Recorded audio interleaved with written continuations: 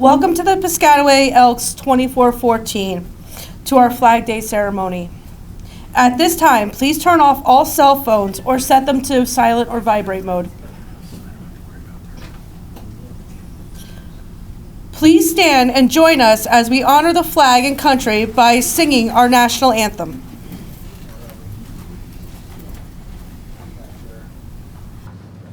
Oh, say can you see by the dawn's early light what so proudly we hailed as the twilight's last gleaming, whose broad stripes and bright stars through the perilous fight o'er the ramparts we watched were so gallantly streaming, and the rocket's red glare, the bombs bursting in air, gave proof through the night that our flag was still there. Oh, say does that star-spangled banner yet wave o'er the land of the free and the home of the brave? Please be seated. Gentlemen, start your engines.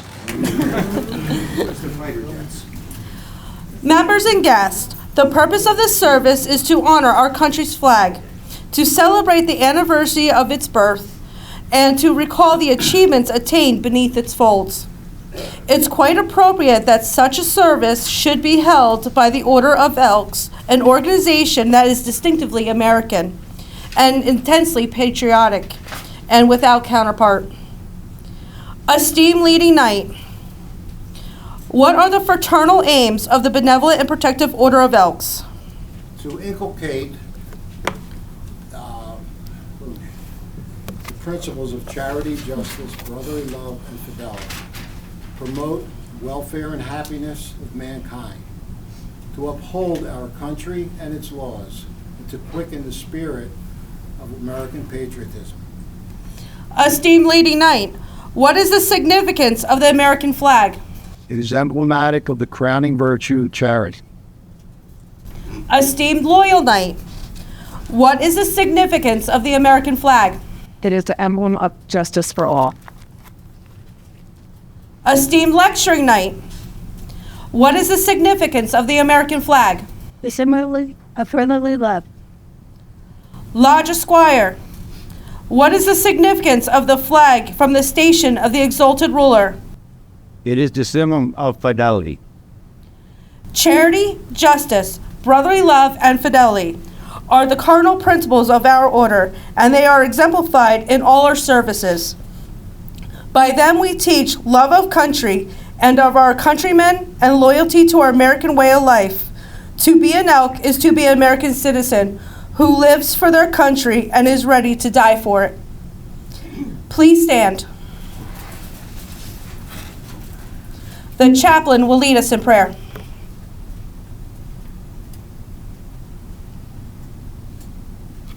Almighty God, in this hour of patriotic observance of the birthday of the American flag, we ask you to bless our flag and the people of these United States. For all that our flag represents, both home and abroad, we thank thee, and that through all our history as a nation, it has been an ensign of freedom, liberty, and opportunity. And through the years to come, may this flag wave as the banner of liberty, freedom, and enlightenment. May this service bring to each of us a sense of loyalty to our country.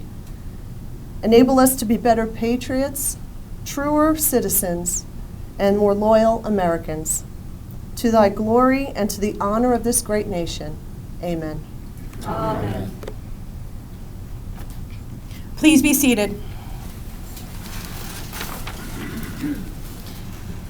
That we may better understand the meaning of our flag and profit by its lessons, I call upon the officers of our lodge for the history of the flag. Esteemed lecturing night.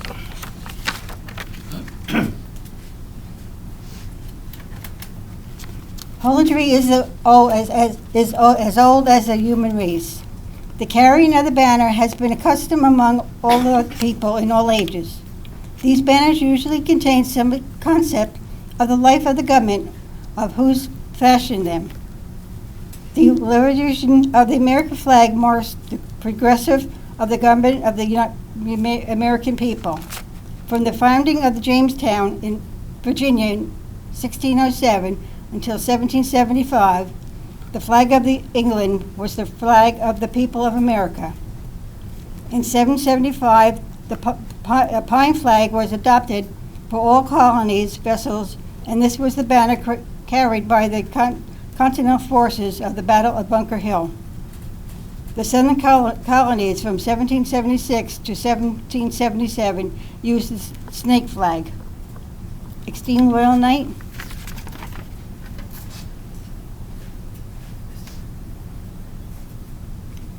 in the latter part of 1775, the Continental Congress appointed a committee to consider the question of a single flag for the 13 colonies. The committee recommended to design of 13 alternate stripes of red and white, with an azure field of the upper corner bearing the red cross of St. George and the white cross of St. Andrew. John Paul Jones, the senior lieutenant of the flagship Alfred, hoisted this flag to the masthead on December 3rd, 1775. And 1 month later, it was raised over the headquarters of General Washington at Cambridge, Massachusetts, in compliment, as he wrote, quote, to the United Colonies, unquote. This flag, called the Continental Colors and the Grand Union, was never carried in the field by the Continental Land Forces, but it was used by the Navy as an exclusive ensign and was the first American flag to receive a salute of honor, a salute of 11 guns from the Fort of Orange in the Dutch West Indies. In response to general demand for the banner more representative of our country, the Congress on June 4th, 1777, provided, quote, that the flag of the United States be 13 stripes of alternating red and white, and that the Union be 13 stars, white on blue field, representing a new constellation. It is generally believed that in May or June of 1776, a committee consisting of George Washington, Robert Morris, and George Ross commissioned Betsy Ross, a Philadelphia Quakeress, to make a flag from a rough design that they left for her. It is said that she suggested that the star should have 5 points rather than 6. The starry banner was flown at Fort Stanwix, called Fort Skunker, at this time near the city of Rome, New York, on August 3rd, 1777. And it was under 3 days later that the Battle of Orskansky, August 6, 1777, during a British and Indian attack. The first official salute of the Stars and Stripes was given on February 14, 1778, by France on the French coast, when the Ranger, under command of John Paul Jones, was saluted by the French fleet. This flag, then carried by Ranger, was made by a young woman of Portsmouth, New Hampshire, from the stripes of their best colored silk dresses and the white wedding gown of a recent bride. It is said that the same Ranger's flag was flown by Jones' ship, the Bon Homme Richard, on its thrilling flight by moonlight upon the high seas with a British frigate, Serapis. When the Serapis struck her colors, the immortal flame of John Paul Jones was ensured as the intrepid defender of the Youth Republic. The original 13 Stars and Stripes represented the original 13 colonies. In 1795, 2 additional Stars and Stripes were added to represent the admission to the Union of Vermont and Kentucky. Under this banner of 15 Stars and Stripes was fought the War of 1812. It was a sight of of it flying over Fort McHenry in September 14, 1814. That inspires Francis Scott Key to write what was now to become our national anthem, the Star-Spangled Banner. Miss Margaret Young, who cut the stars for the particular banner, was the mother of Henry Sanderson, the Grand Exalted Ruler of the Order of Elks in 1884. Esteemed leading knight.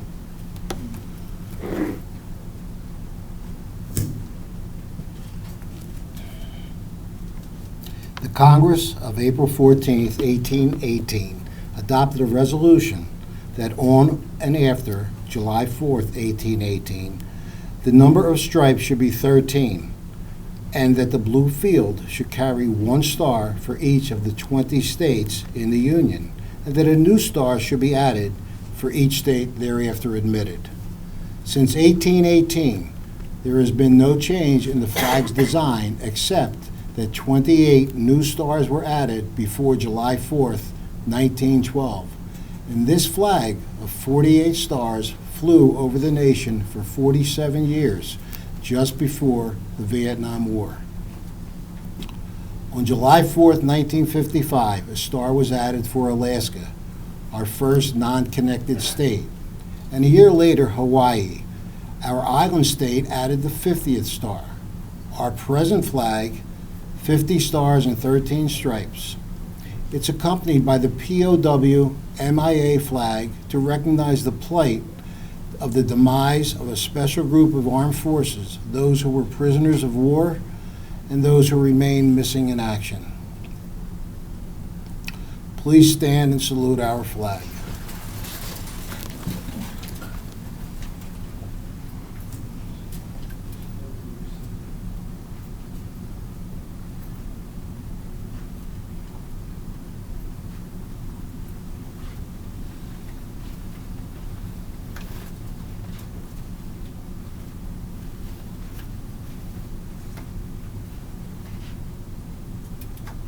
As this emblem is first in our hearts as loyal Americans, so is it close to our altar as loyal Elks.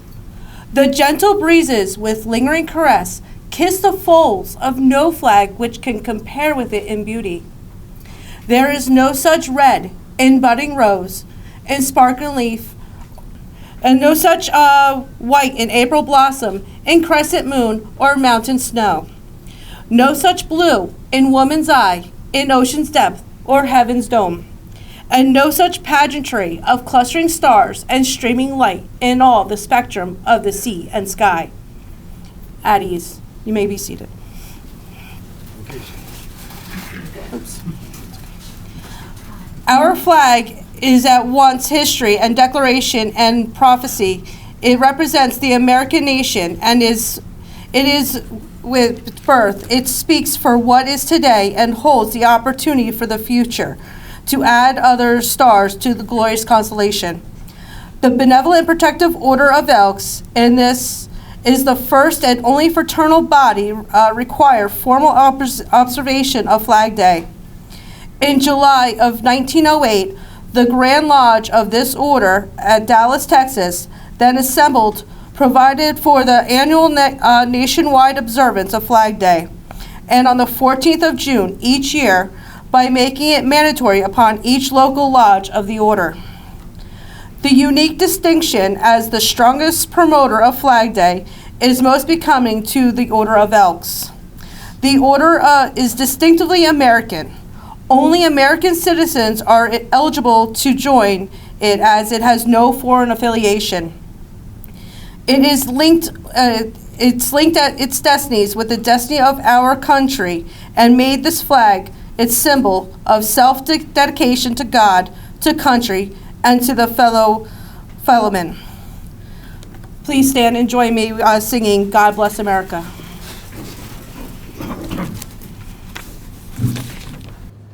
God bless America, land that I love. Stand beside her and guide her through the night with the light from above. From the mountains to the prairie, the oceans white with foam. God bless America, my home, sweet home.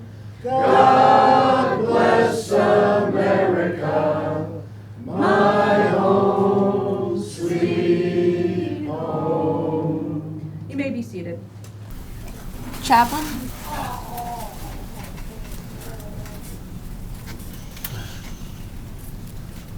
The Stars and Stripes, flag of the United States of America, the worldwide hope of all who, under God, would be free to live and do His will. Upon its folds is written the story of America, the epic and mightiest and noblest of all history. In the days when peoples of the old world groveled in abject homage to the heresy of the divine right of kings, a new constellation appeared in the western skies, the Stars and Stripes, symbolizing the divine right of all to life, liberty, happiness, and peace under the endowment by their Creator. To what man or woman is given words adequate to tell the story of the building of this nation? The immortal story is written in blood and sweat, in heroic deeds, in unremittent toiling, in clearing the primeval forests, and in planting of vast prairies where once the coyote and buffalo roamed. Onward swept the nation, spanning wide rivers, leaping vast mountain ranges, leaving in its paths villages and farms, factories and cities, till at last this great nation stood astride the continent from the Atlantic to the Pacific. This is the heritage of the people of the United States. It has been repurchased by each succeeding generation and must be won again and again and again till the end of time, lest it too shall pass like the ancient empires of Greece and Rome. Esteemed leading knight,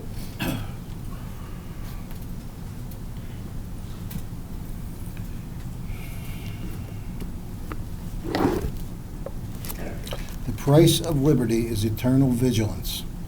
What was won at Lexington and Concord and Bunker Hill had to be repurchased at Ticonderoga and Yorktown. What John Paul Jones achieved upon the high seas during the War of Independence had to be repurchased by Commodore Perry on Lake Erie in the War of 1812. The prestige of Admiral Dewey's victory at Manila Bay in 1898 was re-won by the naval battles in the seas about the far distant islands of the Pacific after the sneak attacks upon Pearl Harbor and Manila in 1941 had summoned our country to assume its role in World War II. What our troops achieved under the Stars and Stripes at Chateau Thierry in Flanders in World War I, their sons had been required to repurchase in World War II in the bloody trek across northern Africa, the beachheads of Europe, and the Battle of the Bulge. The flag of our American men raised at Iwo Jima was the same flag later raised in defense of Incheon, Busan, and Pork Chop Hill in far-off Korea. Then another generation under the same flag bled to stem the threat of communism in far-off Vietnam. Our young people were again called upon to carry our flag in defense of the free world in the actions in Grenada and Panama. Willingly, our brave men and women carried our flag and the honor of the American people into the battle of Operation Desert Storm. And who among us will ever forget the sight of firefighters raising the flag over the ruins of the World Trade Center? The military personnel draping the flag over the side of the Pentagon, or the citizens of Somerset County, Pennsylvania, who placed the flag near the site where brave Americans died fighting the hijackers of Flight 93. No other symbol could have offered such comfort as we still endure the horrors of that day. Today, American armed forces carry our flag in the villages of Iraq, in the mountains of Afghanistan, the jungles of the Philippines, and wherever terrorism may reside. Their struggle against the sponsors of terrorism is the hardest battle yet, and this threat to our nation and our way of life is certainly a great challenge as our flag has ever seen. The resurgence of patriotism since September 11, 2001, has rekindled respect for our flag.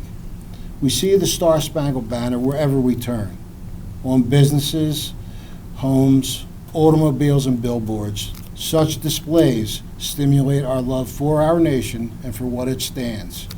They remind us of the sacrifices made by the men and women of our armed forces around the world, and they are a tribute to the heroes of the police, fire departments the nation over. Esteemed loyal knight.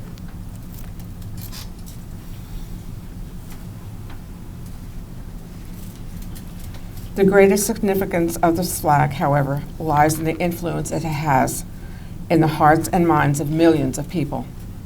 It has waved over the unparalleled progress of a nation in a developing democracy, institutions, scientific and technological knowledge, education, and culture. It has served as a beacon for millions of poor and oppressed refugees abroad and stands as a promise that the underprivileged will not be forgotten. What is the meaning of the flag of the United States? There can never be a definite answer to that question.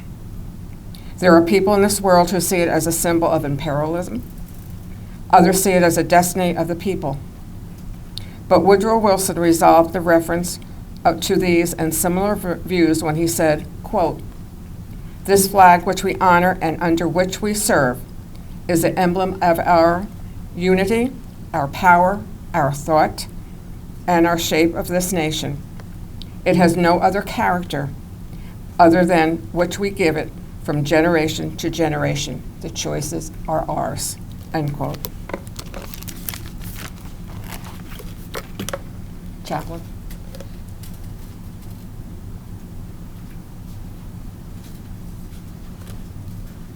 Only love, true love of our fellow man, can create peace.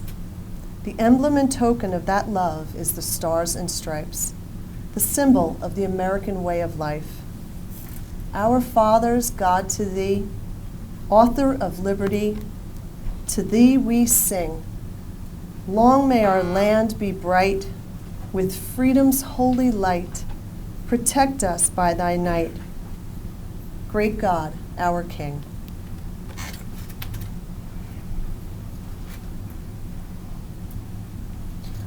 Lodge Esquire, how shall we further honor our flag? The flag is formally honored by the Pledge of Allegiance. This pledge was written in 1892 by Francis Bellamy and published in the Youth's Companion as part of a patriotic campaign of that magazine. The pledge did not become part of the flag code until 1942, and in 1954, the phrase "under God" was added. Let us all stand and pledge ourselves never to forget the principles represented by this flag. I pledge allegiance to the flag of the United States of America and to the republic for which it stands, one nation, under God, indivisible, with liberty and justice for all. Please be seated.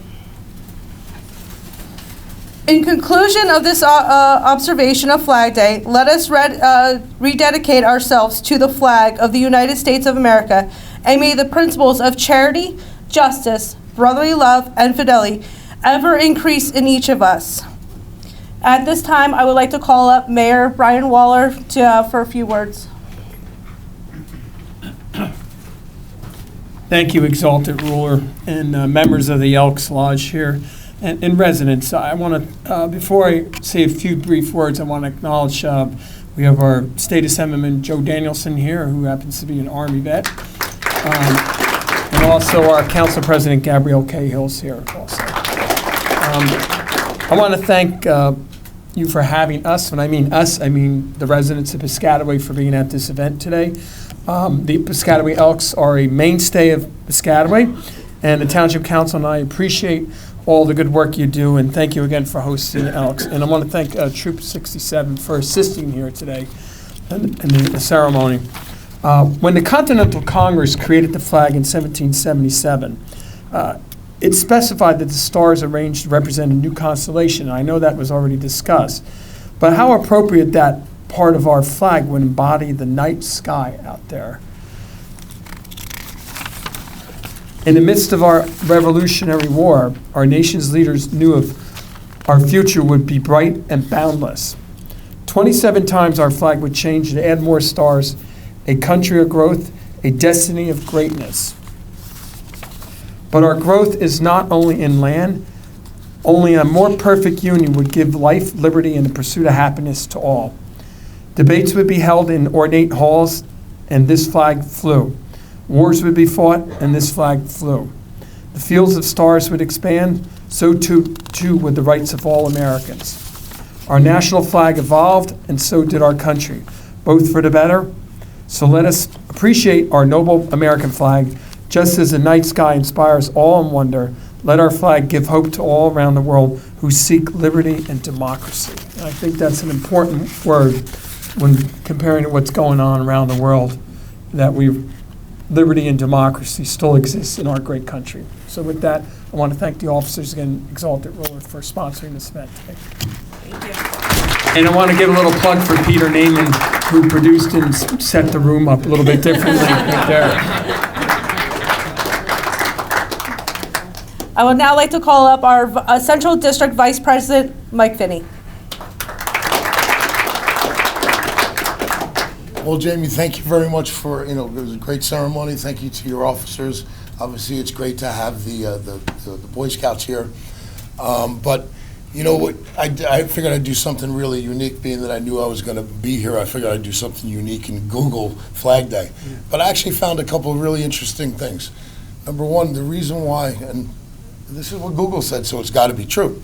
But anyhow, it said that the Second Continental Congress, they approved the basic design for the 13 stars on June 14th. And, so obviously that's why we have it on the June 14th, so says Google. But what I really found interesting, that in 1907 is when the Elks actually made it mandatory for all the Elks throughout the country to celebrate Flag Day.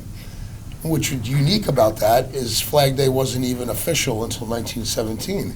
And what's even more unique about it was that after 10 years of pressure from the Benevolent Protective Order of Elks, it pressured President Woodrow Wilson to start officially make it mandated as June 14th. So, I mean, obviously, us as Elks, we celebrate our flag with all our ceremonies, all of our meetings. It's first and foremost in everything we do. But so needless to say, obviously I wanted to look into some history of the flag, but I really didn't expect to see that the Elks is actually part of the history of Flag Day. So it's absolutely appropriate that we do this. Great job by all you guys. And guys, thank you very much. Karen and I, we love coming to Piscataway Elks. We've had some of the best times of our lives with a lot of you guys members. And I just want to thank you very much. Great job, guys. Thank you. Thank you. And I also like to acknowledge our state trustee, Betty Blanca. Would you like to say anything? I'd like to thank the Elks for not only inviting me, but for holding this wonderful ceremony. You're a great organization. I want to thank you for all the years that this Elks Lodge helped my office with the backpack drive. I mean, together in that partnership, we've given thousands of backpacks. My office is well over 10,000 already. And it's no surprise to me that anything happening in Piscataway ends up being great, because this is just a great town. This is one of the great spokes on the great wheel. You got the best mayor, the best council in the whole world, and I represent more than one town, so I'm taking that risk. But it's an accurate statement. You got great representatives from the Elks to the left, to the right, up and down. And listen, if you ever need anything from me, I'm always at your service. In closing, I would like to thank everyone in attendance tonight, especially the officers and members of Piscataway Lodge number 2414, Mayor Waller and Piscataway Councilman PCTV staff, and Boy Scout Troops number 67. Please stay and enjoy our hospitality.